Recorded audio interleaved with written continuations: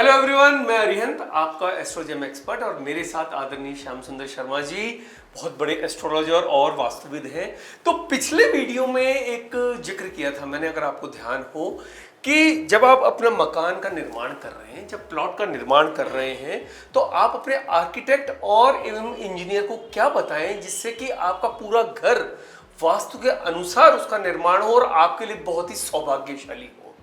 तो सर, स्वागत है आपका। तो आप बताइए, बहुत सुंदर वास्तु पुरुष की अवधारणा और पूरा जो आपने बोर्ड को, पूरा इलेक्ट्रॉनिक बोर्ड को इतने सुंदर शब्दों में पूरा लिखा है, तो अब आप ऑडियंस को बताइए कि क्या क्या चीज उनको ध्यान में रखनी है जिससे कि इवन आर्किटेक्ट भी समझे। देखिए, बहुत इंपॉर्टेंट है इस चीज को आपके लिए भी कि आपकी ऑलरेडी स्टडी करी हुई है आपने, और जब आप किसी से बात करते हैं और उसके बारे में जब आप उसको बोलते हैं और पूरे एक कहते हैं ना, एक अथॉरिटी के साथ बोलते हैं, तो सामने वाला भी आपको हल्के में नहीं लेता। उस तरह से प्लीज एक बार गाइड करें आप। लोग ऐसे भी होंगे जो आज ये सोच रहे होंगे कि मुझे अपना घर बनाना है, मुझे अपना एक खुशियों का ठिकाना बनाना है, तो उस ठिकाने को बनाने के लिए मुझे किस स्टेप से चलना चाहिए और क्या क्या मार्गदर्शन मुझे चाहिए, और ये सब चीज़ें उसके दिमाग में आती है कि घर को बनाने के लिए प्राथमिक स्टेप कौन सा होगा, पहला चरण क्या होगा, मुझे क्या करना चाहिए। अमूमन क्या होता है, जब हम किसी घर की अवधारणा को लेकर के चलते हैं तो सर्वप्रथम हम सीधे आर्किटेक्ट के पास पहुंचते हैं, उसे अपना नक्शा बताते हैं कि मेरा 30 बाई 45 का ये एक प्लॉट है और इसके हिसाब से आपको नक्शा बना के देना है। वो आपको नक्शा बना के देता है, आप उसे तैयार करते हैं, और बनाने के बाद में जब आप उसमें रहने जाते हैं तो आपको महीने, 2 महीने, 4 महीने, 6 महीने या 2 साल बाद में पता लगता है कि मेरे पास जितनी भी संपत्ति, मेरी खुशियाँ थी या मेरा भाग्य था, वो सब खराब हो रहा है। इसकी वजह क्या है? तब आप चेतते हैं या आपको जागृत अवस्था मिलती है, तो उससे पहले ही आप अपनी सिचुएशन को समझें।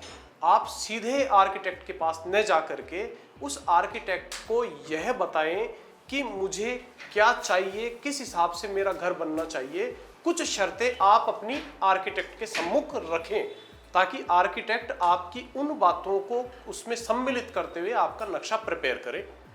तो सबसे पहले मैं आपको दिखाना चाहूँगा कि एक ये छोटा सा डायग्राम है। आप ये समझिए कि आपको अपना घर बनाना है, किसी भी लंबाई चौड़ाई का ये घर हो सकता है। ये 30 बाई 45 हो सकता है, 45 बाई 50 हो सकता है, या कुछ भी हो सकता है, या 15 बाई 15 भी हो सकता है, छोटा भी घर हो सकता है। इस घर की कोई निश्चित माप नहीं है, मेजरमेंट आपके हिसाब से जैसा भी आपने प्लॉट लिया है या जैसा भी ईश्वर ने आपको प्लॉट दिया है, उसको आपको इसको अप्लाई करना है। तो आप ये देखिए कि इस प्लॉट के अंदर जो मैंने लिखा है, आप गौर से देखिए। आपका हो सकता है भूखंड उत्तर मुखी हो सकता है आपका भूखंड पश्चिम मुखी हो सकता है भूखंड आपका पूर्व मुखी हो, और यह भी हो सकता है कि वो साउथ फेस हो। तो आपको इस पे नहीं जाना है, आपको ये देखना है कि आपका भूखंड नॉर्थ है या नॉर्थ फेस है। तो आपको इस तरीके से एक डायग्राम आपके भूखंड के लिए आपके दिमाग में संरचना अवधारणा को एक स्थापित करना है। उसके बाद में आपको ये देखना है, सबसे पहला पॉइंट बोल रहा है कि वास्तु पुरुष की अवधारणा को समझें। अगर आपको जीवन में उस प्लॉट में रह करके तरक्की करनी है, आप चाहें कि आपके बच्चे भी आपके साथ उसी स्पीड से आगे बढ़ें और वो समाज में नाम रोशन करें, और आपका स्वास्थ्य, आपकी धन, आपकी संपदा अच्छे से बढ़ती रहे, तो आपको इस वास्तु पुरुष की अवधारणा को समझ करके काम करना पड़ेगा।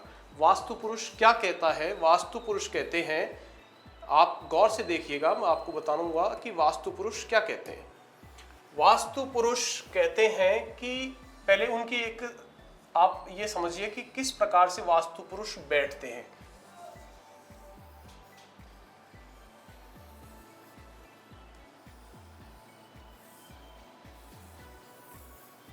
इस तरीके से वास्तु पुरुष आपके भूखंड पर विराजमान होते हैं। आप देखिए, ये वास्तु पुरुष का सर है और ये वास्तु पुरुष का पैर है। आपको सर वाला स्थान हल्का रखना है। आप इस बात को वापस समझें, सर वाला स्थान हल्का रखना है, पैर वाला स्थान भारी रखना है। तात्पर्य ये कि हल्का क्या होता है? हल्के का मतलब है कि आप इस स्थान को खाली रख सकते हैं। इस स्थान पर बोरवेल, आपका वाटर टैंक, आपका सिंपल बरामदा आप यहाँ बना सकते हैं। इस स्थान को बहुत ज़्यादा भारी न करें। आप अपने वास्तु पुरुष की अवधारणा को संचित करते हुए अपने आर्किटेक्ट को बताएंगे कि भैया इस स्थान को ज़्यादा भारी नहीं करना है। दूसरा पॉइंट मैं लूँगा, मोटे मोटे पॉइंट देखते हैं हम, कि इस कोने में आपका साउथ ईस्ट, आपका मकान किस भी फेसिंग हो सकता है, इधर उधर उधर इधर, लेकिन ये हमेशा दिशाएं ऐसे ही रहेंगी, आपके कोण यहीं रहेंगे। आपको देखना है कि आपका जो साउथ ईस्ट है वहाँ अग्नि की अवधारणा को समझें। यहाँ हर हालत में आपकी अग्नि जलना चाहिए। यहाँ आपकी रसोई का निर्माण होना बहुत आवश्यक है। यहाँ अगर अग्नि प्रज्वलित होती है तो ये मानिए कि आपकी इकोनॉमी, आपका पैसा, आपका धन, आपकी दौलत, ये सब आपका समय से बढ़ता है। ये आपको विशेष ध्यान रखने वाली बात है। तीसरा, आपको अवधारणा समझनी पड़ेगी कि ये जगह आपकी भारी होना चाहती है, भारी की जगह है ये वाली, तो आपको किसी भी सूरत में यहाँ हल्का स्थान नहीं रखना है, इस स्थान को बहुत भारी रखना है। मैं ये कहूँगा कि इस स्थान की आपको बाउंड्री वॉल या आपका जो नींव होता है, आपके सरिये होते हैं, वो भी बहुत एक्स्ट्रा भारी लगाने चाहिए। कौन सी दिशा? आपकी वेस्ट और साउथ वाली वॉल पूरे मकान की वॉल से अतिरिक्त भारी की जा सकती है। इससे आपकी प्रॉस्पेरिटी बढ़ती है। आपकी नॉर्थ दिशा हल्की होनी चाहिए और आपकी ईस्ट दिशा हल्की होनी चाहिए। वास्तु पुरुष ये कहता है कि मेरा सिर और मेरा ये अग्निकोण वाला हिस्सा हल्का रहे, नॉर्थ वाला हिस्सा हल्का रहे, साउथ और वेस्ट वाला हिस्सा भारी रहना चाहिए। इससे वास्तु पुरुष प्रसन्न रहते हैं। आपको दिन प्रतिदिन जैसा आप अपेक्षाओं के साथ जीते वैसी आपको फुलफिल, आपकी इच्छाएं और मनोकामनाएं पूर्ण करने में मदद करते हैं। आप दूसरा पॉइंट देखिए,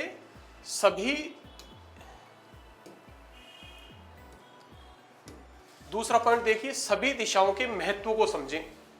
अब आप इसको बड़े गौर से देखिए कि आपका कोई प्लॉट है जो नॉर्थ में खुला है और ईस्ट में खुला है।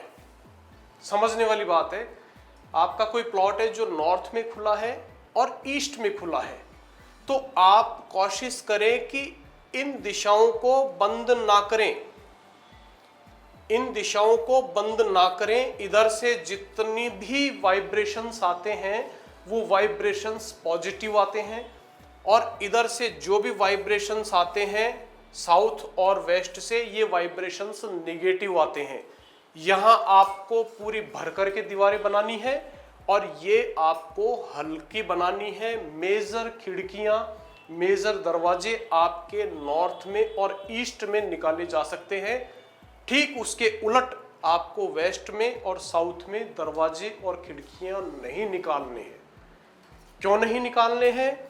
आपको बताया था मैंने, साउथ से और वेस्ट से हमेशा बैड वाइब्रेशंस आते हैं, यूवी किरणेज, यूवी रेज आती है जो आपके चित्त को, मन को भटकाती हैं, आपके अंदर निगेटिव भाव उत्पन्न करती हैं, आपके घर की खुशहाली को छीनती हैं।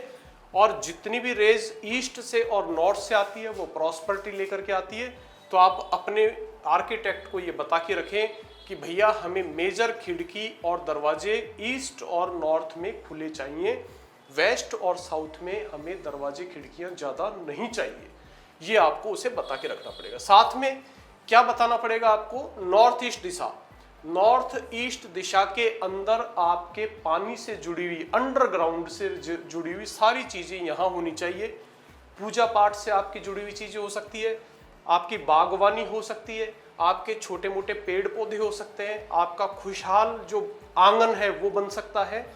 आप यहाँ अपना इस तरीके का कोई झरना या आपकी कोई इस तरीके की सीनरी या कोई इस टाइप की प्राकृतिक छटाओं से व्याप्त कोई भी आप इस तरीके का कोई आर्टिकल यहाँ रखने के लिए आप कर सकते हैं। मतलब इसको आपको भारी और अशुभ और गंदा नहीं बनाना है, जिसको देख करके मन कहे कि ये स्टार्टिंग में आपने क्या बनाया। नॉर्थ ईस्ट हमेशा पवित्र इलाका होता है और खुशबूदार होना चाहिए, ये बहुत ही शानदार होना चाहिए, हरा भरा होना चाहिए।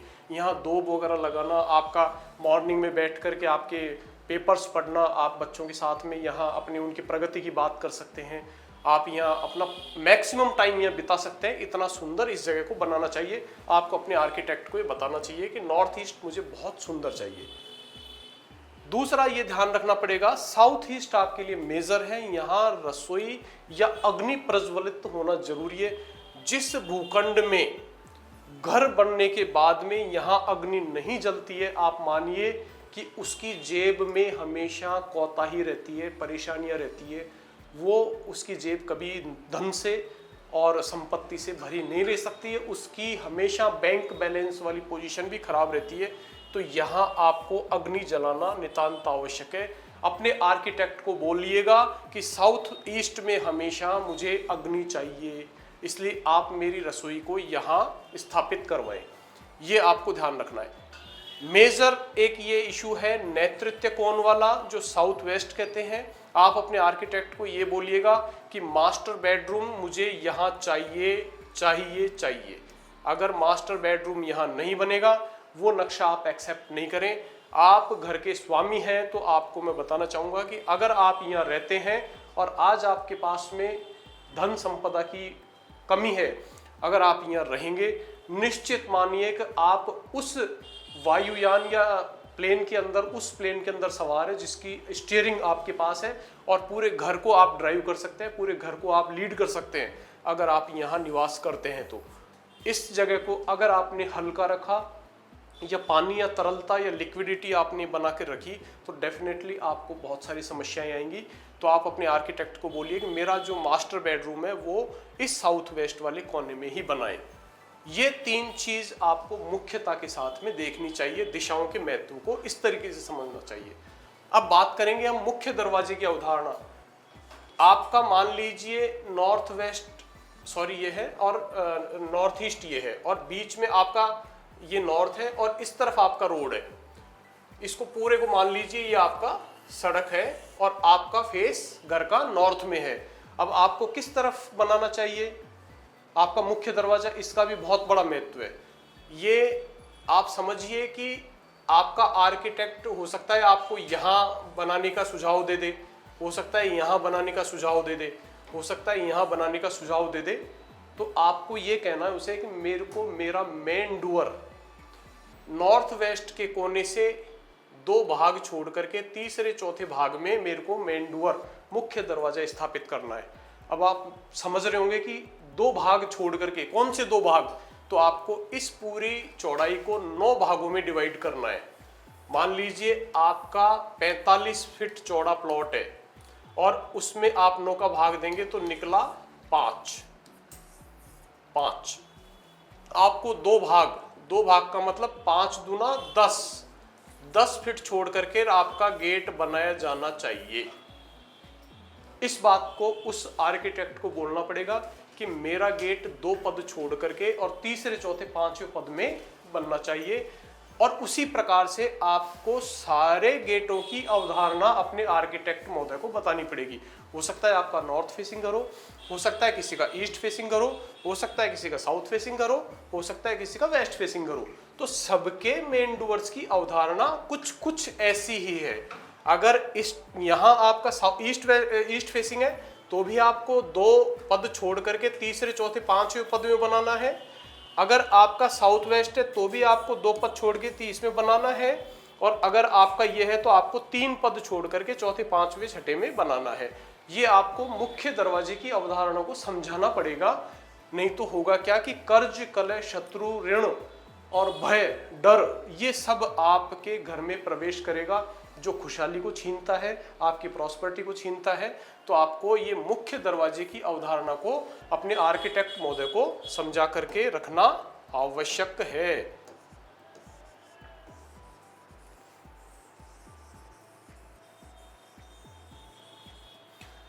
अगला पॉइंट देखिए, कॉलम एवं पिलर। बहुत महत्वपूर्ण पॉइंट है कि कॉलम एवं पिलर कहां बनाएं। अगर आपने मकान की नींव, जो कॉलम लिए जाते हैं जमीन से, अगर आपने यहां यहां यहां यहां यहां, आप समझना गौर से, वापस मैं वास्तु पुरुष की अवधारणा को बता रहा हूं। वास्तु पुरुष कैसे होते हैं, कहां बैठते हैं, वापस समझिएगा। वास्तु पुरुष आपके वास्तु पुरुष ये बैठे हैं वापस,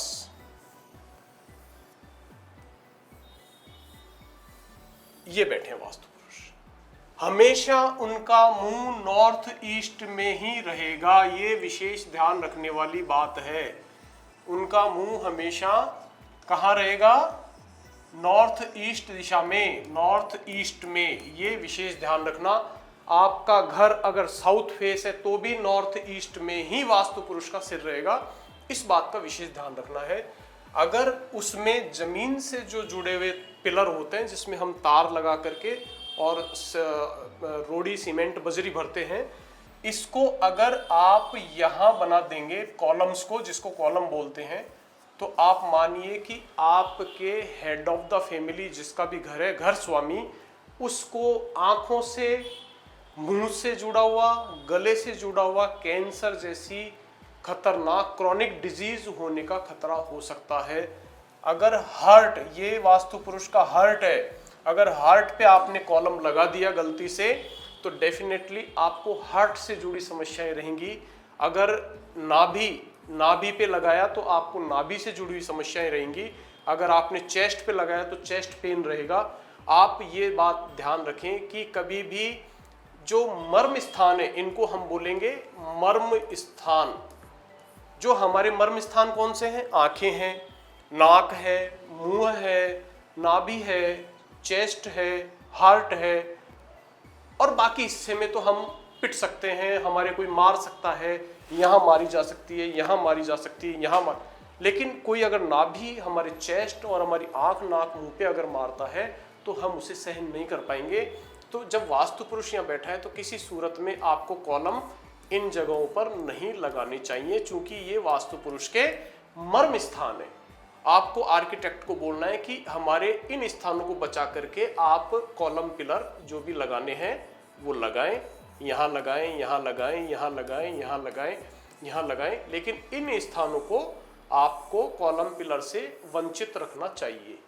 आपको ये बहुत गहराई से, जो हर कोई व्यक्ति नहीं बता पाएगा, आप ये ध्यान से देखिए कि इन जगहों को आपको कॉलम पिलर से अलग रखना है। इस जगह आपको कोई कॉलम पिलर नहीं लगाने हैं। अगला पॉइंट है, पूरी जगह के उपयोग के चक्कर में वास्तु खराब न कर लें। अब देखिए ये किस तरीके का प्रश्न है।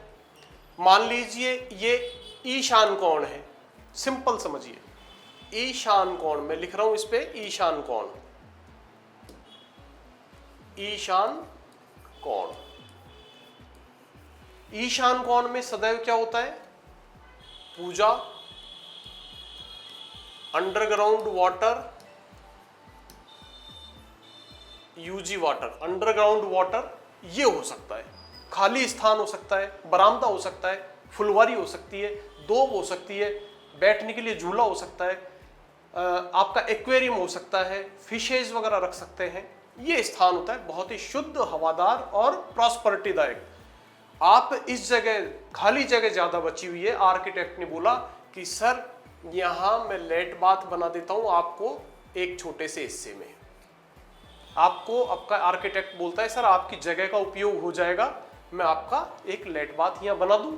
आप कहते हैं हाँ जगह का उपयोग हो रहा है, बना दो, लेकिन आपको पता नहीं आपने कितना गलत डिसीजन लिया है, क्योंकि ये आपका 1/3 पार्ट ईशान कोण कहलाता है, और 1/3 पार्ट में भी स्पेशली नॉर्थ ईस्ट है। नॉर्थ ईस्ट पार्ट में अगर आपने यहाँ टॉयलेट बना दिया, आप समझिए आपने अपने बच्चों के, आपने अपने फ्यूचर पे, आपने अपने भाग्य पे कुल्हाड़ा मार दिया। आपको कतई इस टाइप की कोई इल्लीगल एक्टिविटीज यहाँ नहीं करनी चाहिए, किसी प्रकार की कोई एक्टिविटीज यहाँ नहीं करनी चाहिए। आपको यहाँ सदैव खुला रखना है, आपको खुशबूदार रखना है, हवादार रखना है, इसको हल्का रखना है, अंडरग्राउंड वाटर टैंक बनाना है, पूजा का स्थान बनाना है, एक्वेरियम लगाना है, फिशेज रख सकते हैं, कुछ और कर सकते हैं। आप बैठ करके यहाँ बात करें, 4 कुर्सियाँ रखें, आगंतुक को यहाँ ही बातचीत करके निपटाएं, और ये बहुत ही अच्छा इलाका हो, यहाँ कभी भी टॉयलेट नहीं बना दे। ये आपको अपने आर्किटेक्ट को, टॉयलेट के लिए प्रॉपर जगह कहाँ कहाँ होती है। टॉयलेट आपका यहाँ बनाया जा सकता है, टॉयलेट यहाँ बनाया जा सकता है, टॉयलेट यहाँ बनाए, बस। टॉयलेट के लिए मात्र आपके पूरे भूखंड पर ये 3 जगह हैं। इसके अलावा आप टॉयलेट बनाएंगे तो आपको नुकसान होगा। तो जगह का उपयोग करने के चक्कर में आप कहें कि सर यहाँ बना दें, यहाँ बना दें, यहाँ बना दें, जगह है, तो कृपया उसको मना कर दें कि नहीं बनाना है। वास्तु को खराब नहीं करना है पूरी जगह के उपयोग करने के चक्कर में। तो ये सब चीजें आपको देख करके अपने वास्तु पुरुष की अवधारणा को समझते हुए जितनी बातें मैंने आपको बताई है ये अपने आर्किटेक्ट को बोले। अगर डेफिनेटली आपने इतनी बातें अपने आर्किटेक्ट को समझाई तो आर्किटेक्ट महोदय आपकी इन बातों को उसमें समाहित करते हुए आपको प्रॉपर नक्शा बना के देंगे। अब वो नक्शा कैसा होगा? वो नक्शा कुछ ऐसा होगा, आप देखिए।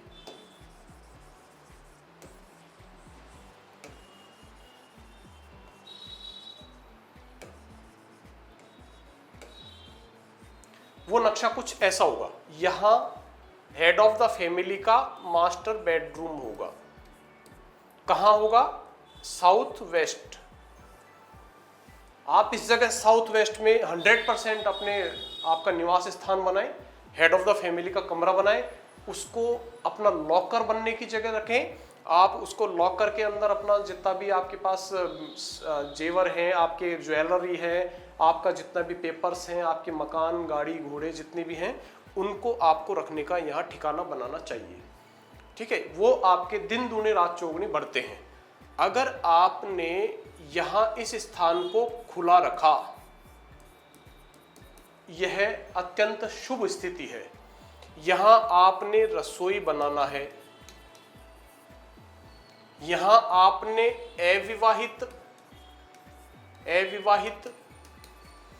अविवाहित बालिकाओं का पढ़ाई का कमरा बनाएं, यहाँ अपने पुत्र का कमरा बनाएं, यहाँ उन बच्चों के कमरे बनाएं जो छोटे हैं और अपनी स्टडी कर रहे हैं, यहाँ आप बनाएं ड्राइंग रूम।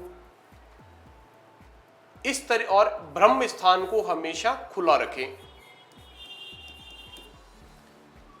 यहाँ अटैच लेट बाथ बना सकते हैं, टॉयलेट बना सकते हैं यहाँ इस कमरे में खुलते हुए, और यहाँ भी आप टॉयलेट बना सकते हैं इस कमरे के अटैच। हो सकता है कि यहाँ आप कमरा बनाएं, इसके अटैच लेट बाथ यहाँ बना सकते हैं। तो आपको कुछ इस तरीके की अवधारणा से जुड़ा हुआ एक अच्छा नक्शा मैप आपको मिलेगा, और आप इसके अंदर अपने जीवन को अच्छे से संवार करके और आगे बढ़ सकते हैं। आपको इसमें कतई कोई तकलीफ नहीं आएगी। आप इन सभी चीज़ों का समावेश उसमें करें। धन्यवाद।